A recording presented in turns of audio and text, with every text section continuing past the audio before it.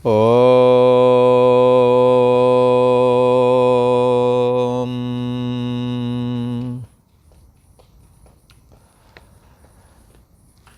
ओम श्री परमात्मने नमः। अथ उपसम प्रकरण। ये योग वशिष्ठ का उपसम प्रकरण आज प्रारंभ हो रहा है। श्री वशिष्ठ जी महाराज बोले, हे राम जी,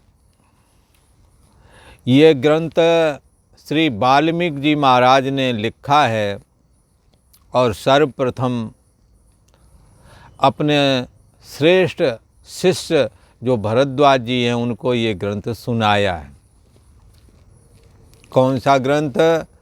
जिस ग्रंथ को श्री वशिष्ठ जी महाराज ने श्री राम प्रभु को सुनाया।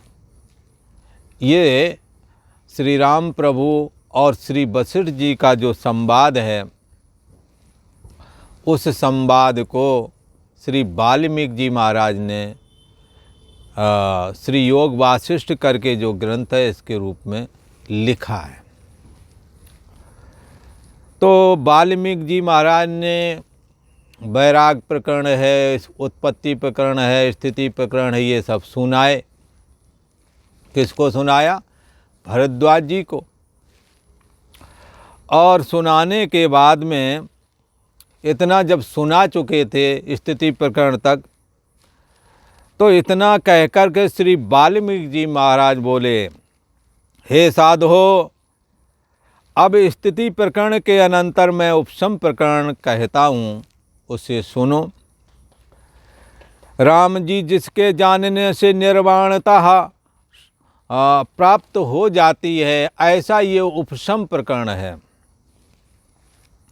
मन विषयों में ना जाए, मन का उपसम हो जाए तो जगत का भी अंत हो जाता है। मन जगत में, जगत की उत्पत्ति किससे है? मन से है। स्थिति कहाँ पे है? मन में ही है। यदि मन अमन हो जाता है तो द्वैतम नैवोपलभते। मन में जब अमन, मन का मनन भाव जब निवृत्त हो जाता है तो द्वैत रूप जगत का भी अंत हो जाता है। इसी प्रकार स्थिति प्रकरण, स्थिति प्रकरण का यदि देखें तो जगत कहाँ स्थित है? तुम्हारे मन में। मन में जो संस्कार है वही जगदाकार हो रहे हैं। कहते हैं स्थिति प्रकरण के अनंतर उपसम प्रकरण मैं कहता हूँ, जिसके जानने से ये जीव निर्वाणता को, कैवल्य निर्वाण पदवी को अर्थात मोक्ष को प्राप्त हो जाता है। जब वशिष्ठ जी ने इस प्रकार वचन कहे, तब सब सभा ऐसी शोभित हुई जैसे शरद काल के आकाश में तारागण शोभायमान होते हैं। श्री वशिष्ठ जी के वचन परमानंद के कारण हैं। ऐसे पावन वचन सुन के सभा में विद्यमान सभी श्रोतागण, सभी लोग मौन हो गए। जैसे कमल की पंक्ति कमल की खान में स्थित हो, तैसे ही सभा के लोग और राजा उस सभा में सब शांत चित्त स्थित हुए। स्त्रियां जो झरोकों में बैठी थीं, ये वाल्मीकि जी महाराज भरद्वाज से कहते हैं कि हे भरद्वाज, स्त्रियां जो झरोकों में बैठी हुई थीं और उस महासभा में श्री वशिष्ठ जी महाराज जो दुर्लभ तत्व ज्ञान का, ब्रह्म ज्ञान का उपदेश कर रहे थे, उसमें महिलाएं झरोकों में बैठी हुई वो भी सुन रही थी। उनके महाविलास की चंचलता शांत हो गई थी। घड़ियालों के शब्द जो घर में होते थे वो भी शांत हो गए थे। शीश पर चमर करने वाले जो लोग वहाँ खड़े थे, राजा और राजकुमारों के ऊपर जो चमर चल रहे थे, उनको चलाने वाले मूर्तमान होकर के अचल हो गए। क्योंकि ऐसा श्री वशिष्ठ जी महाराज का उपदेश लगा कि सभी शांति को प्राप्त हुए। राजा से आदि लेकर के जो लोग थे वे कथा के सम्मुख हुए। राम जी बड़े विकास को प्राप्त हुए। राम जी का चित्त बड़ा विकसित हो गया। जैसे प्रातः काल में कमल विकासमान होता है, ऐसे ही राम जी का चित्त बड़ा ही विकास को प्राप्त हुआ। वशिष्ठ जी की कही वाणी से राजा दशरथ जी ऐसे प्रसन्न हुए जैसे मेघ की वर्षा से मोर प्रसन्न होता है। जब वशिष्ठ जी महाराज को उपदेश किया गया तो राजा दशरथ भी तो वहीं बैठे सुन रहे थे। और सबके चंचल बानर रूपी जो ये मन हैं वो विषय भोग से रहित होकर के स्थित हुए। और हे भरद्वाज मंत्री भी सुनकर के उनके स्थित हो गए थे राजा दशरथ के, और अपने स्वरूप को जानने लगे वो लोग, क्योंकि साक्षात ब्रह्मा जी के मानस पुत्र श्री वशिष्ठ जी महाराज ने, जो कि साक्षात ब्रह्म विद्या के अवतार ही हैं, उनके द्वारा जब ब्रह्म विद्या सुनी तो सबको आत्म तत्व में स्थिति लाभ प्राप्त हो गया। जैसे चंद्रमा की कला प्रकाशती है, तैसे ही उनके अंदर आत्म कला प्रकाशित हुई। और लक्ष्मण ने, जो कि अपने लक्ष्य के लिए जाने जाते हैं, लक्ष्य स्वरूप आत्मा को जान लिया और अपने लक्ष्य स्वरूप को देख करके तीव्र बुद्धि से श्री वशिष्ठ जी के उपदेश को धारण किया और जाना और समझ गए। हे राम जी, राम जी ने यहाँ वाल्मीकि जी महाराज भरद्वाज से कहते हैं, हे भरद्वाज, शत्रुघ्न जो शत्रुओं को मारने वाले थे उनका चित्त अति आनंद से पूर्ण हुआ।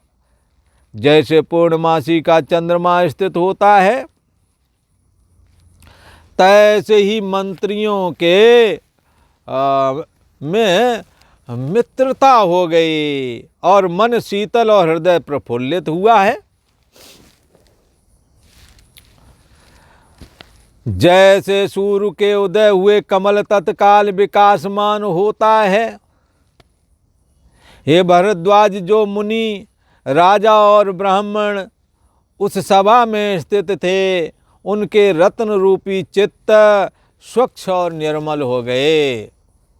बड़े बड़े ब्रह्मर्षि गण, जैसे ये तुम्हारे परशुराम हैं और भरद्वाज, बड़े बड़े ऋषि विश्वामित्र, पाराशर, बड़े बड़े ऋषि महर्षि बैठे थे। इनको यहाँ ब्राह्मण शब्द करके कहा गया है।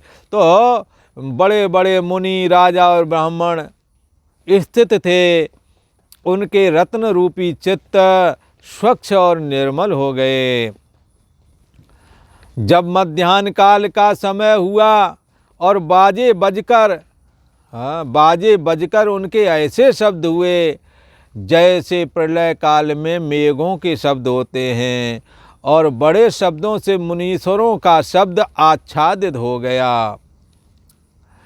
जैसे मेघ के शब्द से कोकिला का शब्द दब जाता है,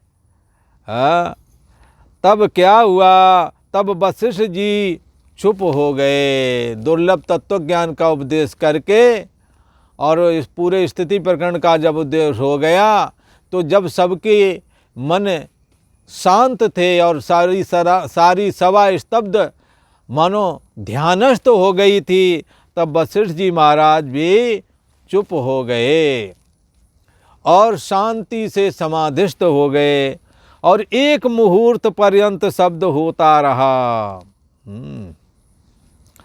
तब घन शब्द शांत हुआ।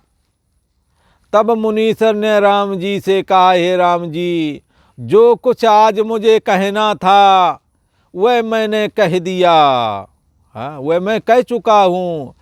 अब जो ये आगे का उपदेश है, हाँ, अब कल फिर कहूँगा। यह सुनकर सभी सर्व सभा के लोग अपने अपने स्थानों को उठ करके चले गए। श्री वशिष्ठ जी महाराज ने राजा से लेकर राम जी आदि से कहा कि तुम भी अपने अपने घरों को जाओ। हाँ, हे भरद्वाज, सबने चरण वंदना और नमस्कार किया। जो आकाशचारी थे, आकाश में चलते थे, वो तो आकाश के मार्ग से अपने अपने स्थानों को गए।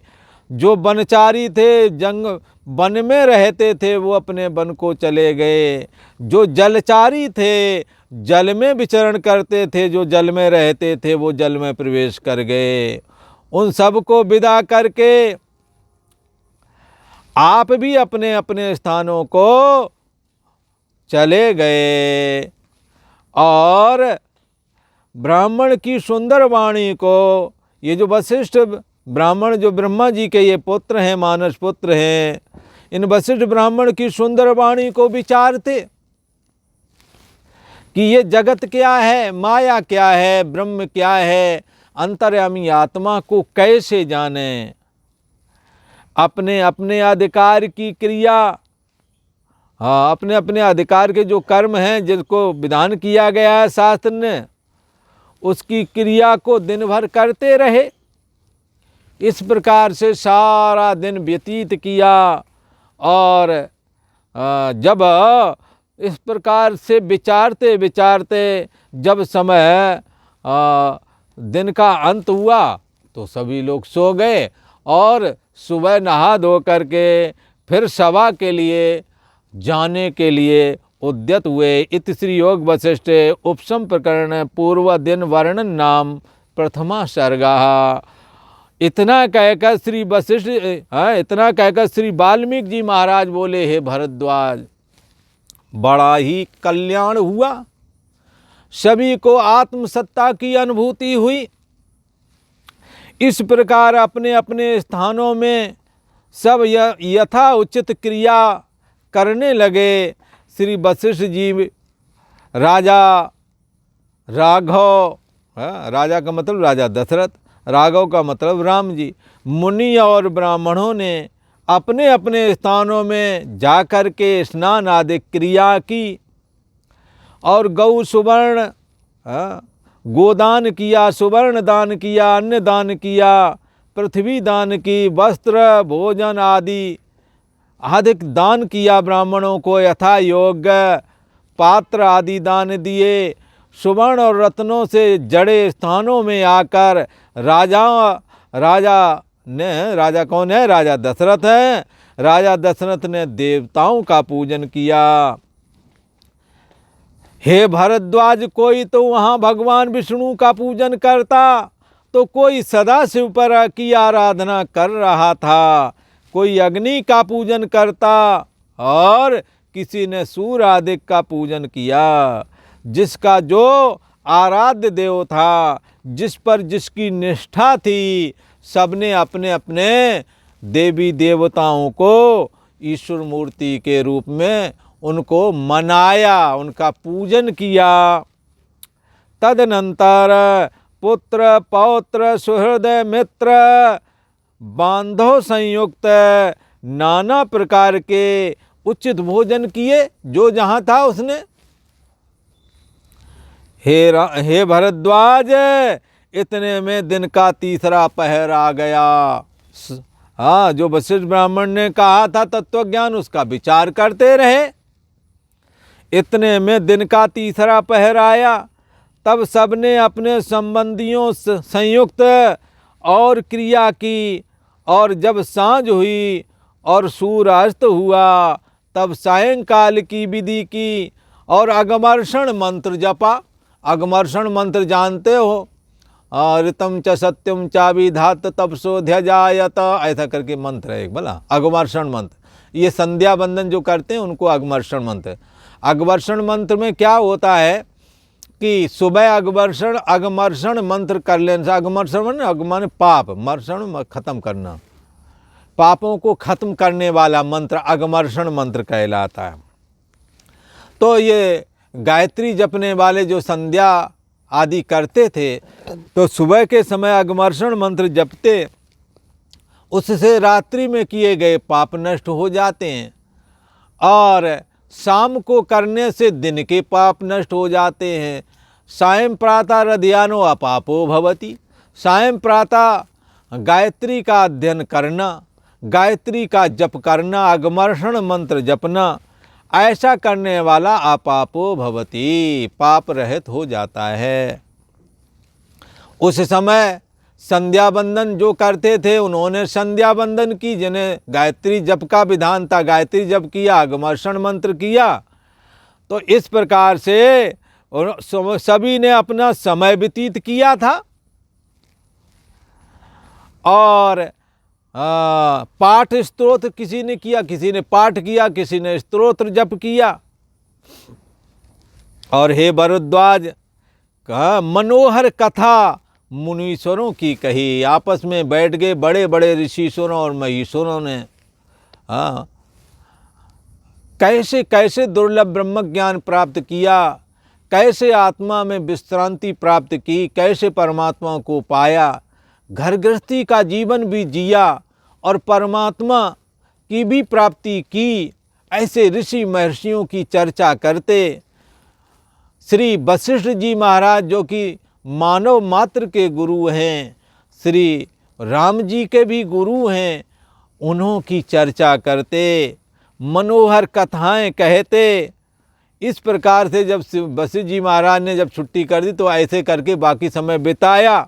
फिर रात्रि हुई तब स्त्रियों ने उनकी सैया बिछाई और उन पर वो सब लोग विराजमान हुए, पर राम जी बिना सबको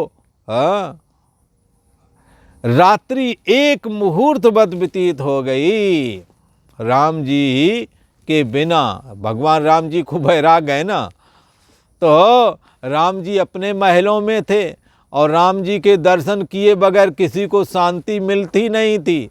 भरत जी ने तो ये बात बताई भी है, देखे बिन रघुनाथ पद जी की जरन न जाए।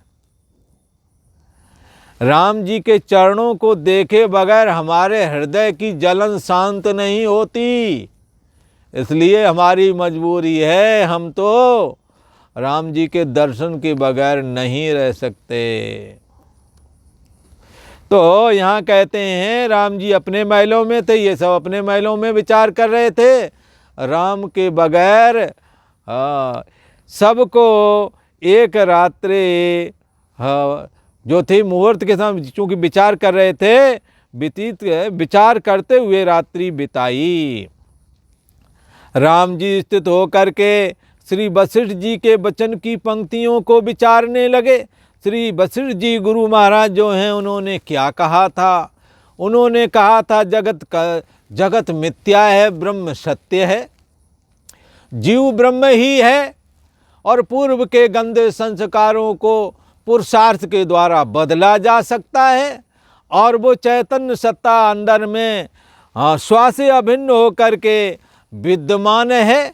इस पंक्ति का बारंबार विचार करने लगे कि जिसका नाम संसार है, इसमें भ्रमने वाला पात्र कौन है? ये जीव ही भ्रमने वाला है। नाना प्रकार के भूत प्राणी यहाँ कहाँ से आ गए, जब एक ही आत्म सत्ता ब्रह्म सत्ता है, और ये अंत में कहाँ चले जाते हैं? मन क्या है? अनेकों प्रकार का विचार करने लगे, जो कि गुरुओं के गुरु श्री वशिष्ठ जी महाराज ने भगवान राम को उपदेश किया था, उसका बारंबार विचार किया। और हम सभी लोगों को ये शिक्षा दी कि तत्व ज्ञानी महापुरुष जो महावैराग्य से संपन्न है, महाविवेक से संपन्न है, वो उपनिषद शास्त्र का जब उपदेश करें तो हर एक पंक्ति का विचार करना चाहिए। ऐसा मनोपदेश किया हो राम जी ने। आज इतना ही। ओम।